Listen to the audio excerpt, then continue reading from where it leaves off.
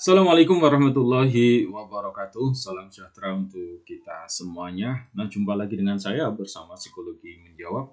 Sahabat-sahabat semuanya, saya akan melanjutkan sharing saya terkait dengan manajemen konflik ya. Sebelumnya sudah saya bahas bagaimana kemudian implementasi atau langkah-langkahnya di dalam manajemen konflik.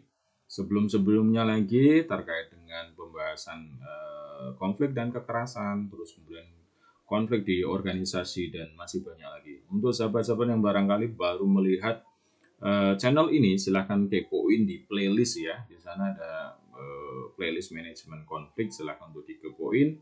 Berarti ini sudah materi yang ketujuh ya, yang saya sharekan. Mudah-mudahan terus memberikan kemanfaatan.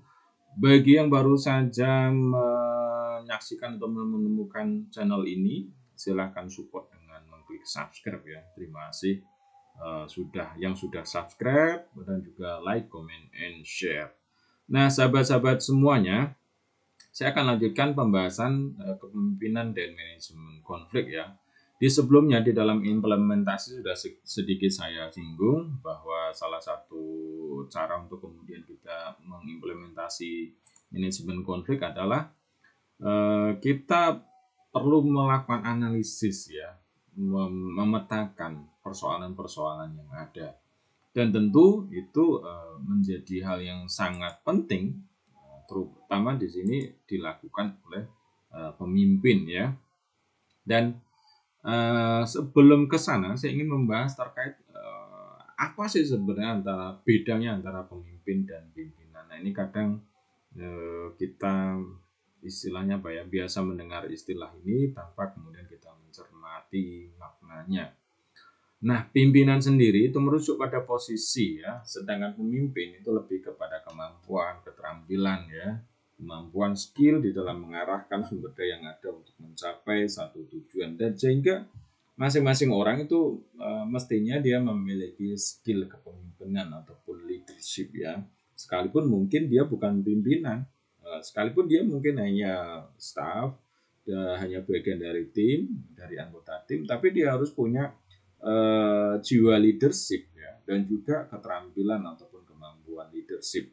Nah, ini sekaligus mumpung saya ingat untuk sahabat-sahabat semuanya, salah satu kompetensi yang kemudian jadi bahan pertimbangan ketika rekrutmen ya, mungkin sahabat-sahabat ingin tergabung di dalam satu organisasi bisnis perusahaan seperti itu. Nah, salah satu kompetensi yang dilihat adalah pengalaman organisasi, dan pengalaman organisasi itu menunjukkan skill leadership seseorang ya, kemampuan seseorang dalam mengelola tim, dalam berkomunikasi seperti itu, dan juga dalam mengarahkan orang lain. Nah, tentu mereka yang sudah terlatih mungkin di kepanitiaan gitu ya, terus kemudian juga mungkin jadi ketua organisasi atau kepala departemen, itu akan menjadi modal yang bagus ketika masuk di organisasi. Nah, untuk sahabat-sahabat, mumpung saya ingat di sini, saya sarankan ya untuk berlatih di organisasi-organisasi di kampus atau di luar kampus ataupun kemasyarakatan. Dan pengelolaan konflik itu dipengaruhi oleh posisi seorang dan kemampuannya dalam memimpin. Jadi selain kemudian pentingnya nih dua-duanya ini ya, kemampuan di dalam leadership itu akan menentukan kemampuan di dalam mengelola konflik, mengelola timnya, mencermati persoalan-persoalan yang ada.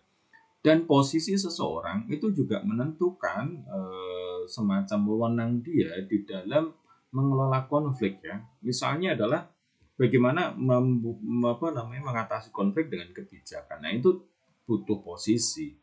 Hanya pimpinan atau orang yang memiliki posisi yang kemudian bisa melakukan itu, membuat wewenang itu ya.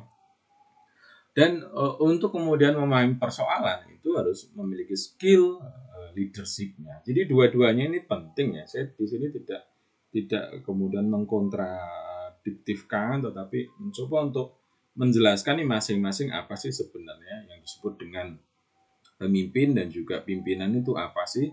Lalu kemudian peranannya itu seperti apa. Jadi posisi untuk mengambil kebijakan itu dipegang ataupun kemudian ditentukan oleh wewenangnya itu adalah pimpinan. Kemampuan untuk mengelola konflik, nah itu ada di dalam skill leadership seseorang ya.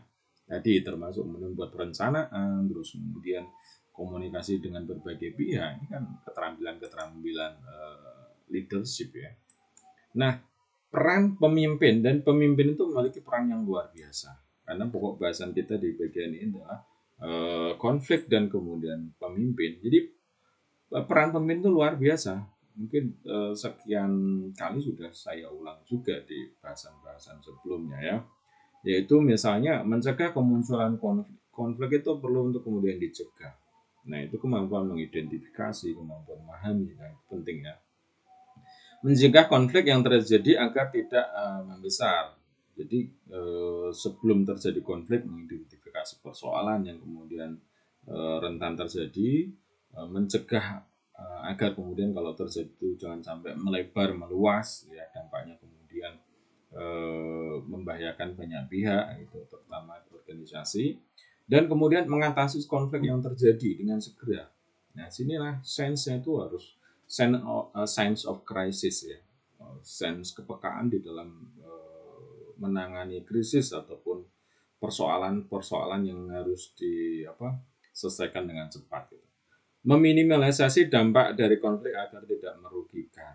Nah, sebagaimana kita pahami bahwa konflik itu dampaknya luar biasa, ya, bukan hanya merugikan diri sendiri, juga banyak pihak. Tentu kita upayakan seorang leader itu yang fokusnya adalah bagaimana kemudian kita mengarahkan satu komunitas, organisasi untuk mencapai tujuan ya, bukan untuk kemudian berkonflik. Bisa nggak sih kita win-win solution seperti itu?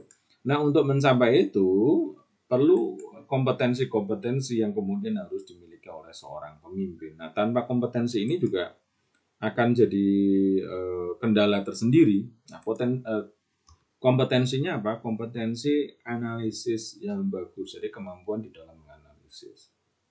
Nah, kalau di sini juga butuh potensi ya, berarti secara kecerdasan juga orangnya harus cerdas, harus smart. Terus kemudian terlatih dalam melakukan analisis persoalan-persoalan yang ada gitu ya. Kemampuan dalam komunikasi. Nah, bagaimana kemudian bisa menjadi penengah kalau kemudian tidak bisa berkomunikasi dengan baik. Nah, komunikasi itu lebih dari sekedar berbicara, tapi juga bagaimana bisa mendengarkan ya. Bagaimana kita tahu kebutuhannya orang yang berkonflik tanpa kemudian kita bisa mendengarkan. Mendengarkan di sini untuk menangkap informasi, bukan untuk menjustifikasi ya. Kamu begini enggak seperti itu, tapi untuk memahami persoalan-persoalan yang ada. Dan juga ini nanti kemampuan komunikasi ini berhubungan juga dengan kemampuan negosiasi, meyakinkan orang lain. Jadi komunikasi itu lebih dari hanya sekedar mengeluarkan suara atau menyampaikan pesan, tetapi bagaimana kemudian orang memiliki perhatian atas pesan yang kita berikan, orang bisa mendengarkan, kita pun bisa memahami orang lain, kita bisa mendengarkan orang lain, dan juga bisa meyakinkan orang lain. Itulah kemampuan komunikasi. Kemampuan membangun kepercayaan. Nah, tanpa kemudian bisa membangun kepercayaan, ini akan jadi sulit, terutama kalau kemudian seorang leader ya, tanpa kemudian dipercaya sama anak buahnya, anggota timnya, itu akan jadi persoalan. Untuk jadi seorang penengah, mediator, ini juga harus orang yang bisa dipercaya. Artinya mampu untuk membangun kepercayaan, dan kepercayaan itu terjadi kalau kemudian ada komunikasi yang intens, saling memahami, mengerti gitu ya. Nah, bahkan juga kepercayaan ini kalau kemudian pemimpin tidak dipercaya, itu juga akhirnya konflik-konflik di bawah itu akhirnya tidak terkendali. Nah, kita bisa cermati misalnya sejarah ya, entah kerajaan-kerajaan zaman dulu atau mungkin ya kepemimpinan zaman-zaman ya terutama di kerajaan ya, bagaimana kemudian rakyat tidak percaya, terus kemudian akhirnya ada kerusuhan, terus kemudian ada perselisihan ketika mencoba untuk menengahi, kemudian dianggapnya adalah memilih salah satu pihak sehingga tidak adil gitu. Nah, membangun kepercayaan itu tidak mudah, dan itu salah satu kompetensi ya. Kemampuan dalam berkolaborasi atau membangun kerjasama ini juga penting sekali, dan itu salah satu kompetensi yang harus dimiliki oleh seorang pemimpin ya. Berkolaborasi, bekerja sama. Kalau bisa itu bersinergi. Kenapa harus bermusuhan? Kenapa tidak bersinergi saja? Kalau kemudian ternyata katakanlah tujuannya berbeda, kenapa kemudian tidak saling melengkapi ya? Kenapa kok tidak bisa saling mensupport? Nah, ini namanya kolaborasi, namanya kerjasama. Untuk bisa bekerja sama kita harus membangun komunikasi. Kita harus tahu kemampuan kita harus tahu kebutuhan orang lain. Di situ adalah ada ruang kemudian transaksi ya, tukar menukar ya. Apa yang bisa saya lakukan dan apa yang orang lain butuhkan. Ini sih kerjasama. Kemampuan membuat keputusan. Ada situasi-situasi yang kemudian katakanlah tidak rutin ya, terutama kalau urusan konflik itu ada hal-hal yang mungkin extraordinary, hal yang tidak biasa. Di situ butuh kemampuan untuk mengambil keputusan dengan cepat. Nah, ini dibutuhkan oleh seorang pemimpin. Kalau pemimpin ragu-ragu dalam mengambil keputusan, mengambil sikap, maka persoalannya mungkin sudah semakin besar gitu. Nah, kalau dibayangkan itu seperti ada situasi kebakaran, itu harus segera action, harus ambil keputusan. Kalau kemudian masih disibukkan dengan pikiran sendiri, ada kebingungan-kebingungan, ya kebakarannya sudah semakin luas, dampaknya sudah semakin besar, semakin parah. Kemampuan dalam perencanaan dan pelaksanaan strategi. Nah, ini juga ya, planning, organizing itu jadi keterampilan seorang pemimpin ya. Dan bukan hanya di soal manajemen konflik, tetapi dalam keseharian bagaimana orang bisa menetapkan target, terus kemudian mengelola SDM yang ada untuk kemudian mencapai target, ya, mengelola waktu yang ada. Ini kan soal perencanaan, ini kan soal strategi. Sehingga seorang pemimpin itu perlu untuk memiliki kemampuan ini ya. Nah, sahabat-sahabat, kita bisa belajar, kita bisa tengok diri kita sendiri, apakah sudah ada nih ya, kompetensi-kompetensi itu di dalam diri kita. Kalau kemudian memang belum ada, ya kita coba untuk upayakan, kita latih ya. Ya, mulai dari hal yang sederhana, kita ikut organisasi, terus kemudian kita menunjukkan peran kita di situ, kita berkontribusi di situ, lalu kemudian mungkin ada saatnya kemudian kita dipercaya memimpin satu departemen, nah kita bisa mengarahkan untuk mencapai tujuan bersama ya, belajar berkomunikasi, mengakomodasi masukan-masukan yang ada, nah itu jadi kesempatan yang baik buat kita. Nah, berikutnya adalah gaya kepemimpinan. Ini juga tidak kalah penting karena setiap pemimpin itu punya gaya-gaya sendiri. Ya, bagaimana dia mengelola kepemimpinannya. Nah, setidaknya ada ini ya, ada 7, dan saya yakin ada banyak yang lain. Sahabat-sahabat bisa buka referensinya ya, cari juga, atau mungkin boleh tambahkan di kolom komentar ya. Demokratis. Kalau demokratis ini melibatkan anggota. Jadi semacam sharing, ada sharing wewenang, sharing kekuasaan ya, dengan mendengarkan, terus kemudian mengajak orang berbicara. Nah, ini eranya era demokrasi. Nah, semua orang memiliki kesempatan menyampaikan pendapat tanpa harus kemudian membuat orang lain tersinggung ya. Berikutnya otoriter. Otoriter itu ketika wewenang sepenuhnya dipegang oleh pimpinan. Jadi keputusan mutlak ada di situ. Nah, ini otoriter ya. Terus kemudian ada suportif. Ini ada mungkin pemimpin yang dia ini memberikan kepercayaan ya pada bawahan, lalu kemudian memberikan dukungan apa yang dibutuhkan, nah pokoknya support seperti itu ya. Ada kemudian transaksional, ini menekankan kesepakatan. Nah, ini kalau kemudian ya umumnya adalah ya berdasarkan meeting, berdasarkan pertemuan, berdasarkan perjanjian seperti itu, transaksional. Jadi pegangannya lah itu ya. Terus ada laissez-faire. Ini apa nih bacanya ya? Memberikan wewenang luas. Jadi seolah-olah ya sudah dikasihkan seperti itu. Ini cenderungnya mungkin sampai permisif ya. Jadi nggak ada pemimpin sehingga semau-maunya itu. Ada karismatik, ini menampilkan contoh, mungkin orangnya tidak banyak berbicara, dia action seperti itu, ini karismatik. Transformasional kalau ini mendelegasikan, jadi dia tahu mana yang kemudian bisa dikerjakan sendiri, mana yang kemudian bisa dikerjakan oleh orang lain. Nah, sahabat-sahabat semuanya, gaya kepemimpinan ini masing-masing punya kelemahan, punya kelebihan ya. Nanti sahabat-sahabat bisa cek kelemahan kelebihannya seperti apa. Dan sebenarnya yang namanya gaya kepemimpinan ini kan soal cocok atau enggak di situasi. Ada saat-saat saya kira perlu untuk demokratis, tapi kemudian kalau demokratisnya kebablasan jadi nggak pas, mungkin harus ada cara yang lain. Nah seperti itu ya. Jadi ini sebenarnya sangat situasional. Makanya kan nanti ada konsep kepemimpinan yang sifatnya situasional ya. Gayanya itu menyesuaikan situasi dan kondisi. Kalau memang itu butuh untuk mendengarkan ya harus mendengar. Kalau butuh ketegasan ya harus lakukan ketegasan dan mungkin tanpa otoriter gitu. Nah, itu sahabat-sahabat semua. Nah, yang paling penting sebenarnya adalah ini ya. Ini berdasarkan studi ataupun ya jurnal ataupun hasil penelitian yang saya temukan di sini. Gaya kepemimpinan itu ternyata berkorelasi nanti dengan model yang digunakan dalam manajemen konflik. Ya, misalnya tipe demokratis. Tipe demokratis ini kan orang yang suka share kekuasaan dalam tanda kutip sharing ya. Maka manajemen konflik yang dilakukan itu collaborating. Dia akan mencoba untuk diskusi gitu ya, melibatkan seluruh pihak yang terlibat, mencari win-win solution. Kalau kemudian nggak bisa win-win solution, semuanya nggak bisa ideal, lalu kemudian mencari apa yang kemudian bisa dikompromikan, apa yang kemudian memang itu harus jalan masing-masing gitu. Nah ini tipe demokratis ya.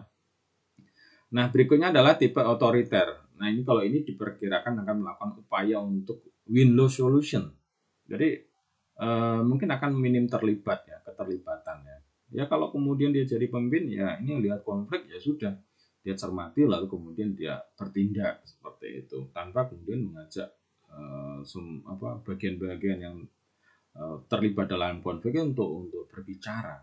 Dia menggunakan kebijakan, dia menggunakan wewenang dia ya.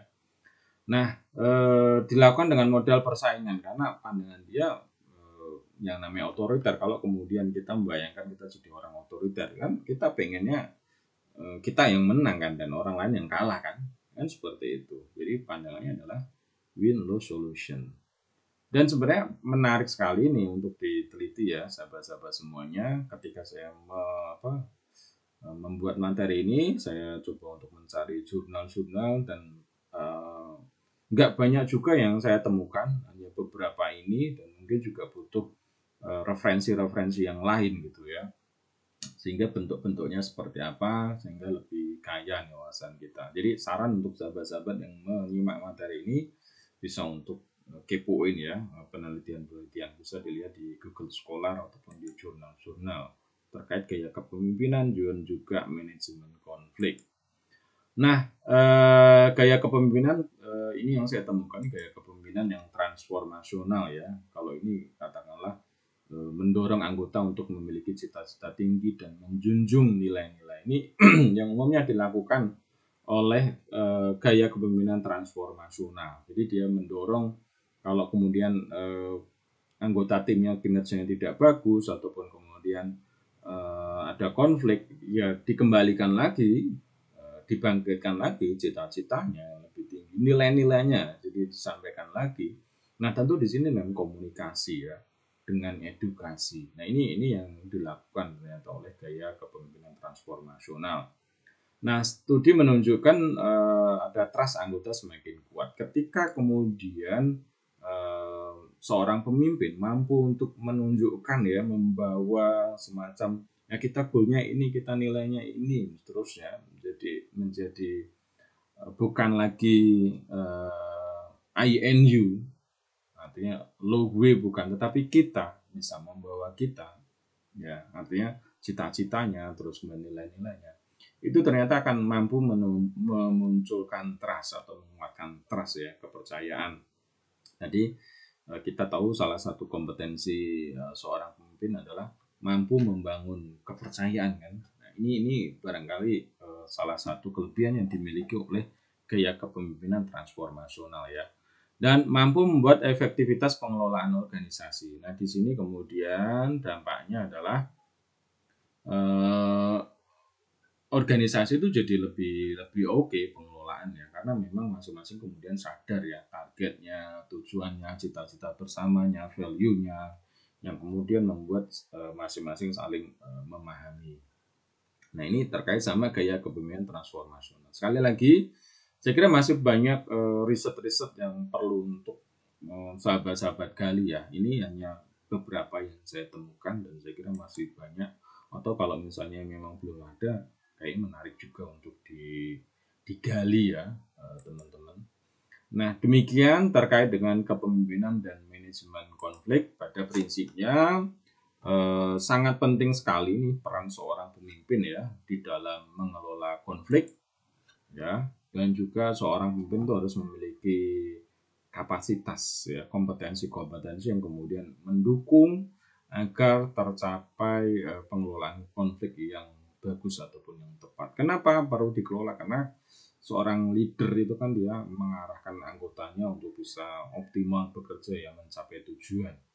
Dan salah satu penghalang untuk mencapai tujuan itu adalah ketika terjadi konflik. Sehingga di sini seorang pemimpin itu memiliki kompetensi di dalam mengelola konflik, mulai dari mengidentifikasi masalah, kemudian mencari solusi, dan kemudian sampai penanganan konflik itu sendiri.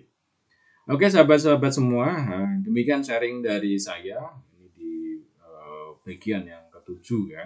Mudah-mudahan bermanfaat. Saya ingatkan lagi untuk sahabat-sahabat, like, comment, and share. Terima kasih sudah memberikan dukungan pada Psikologi Menjawab. Assalamualaikum warahmatullahi wabarakatuh.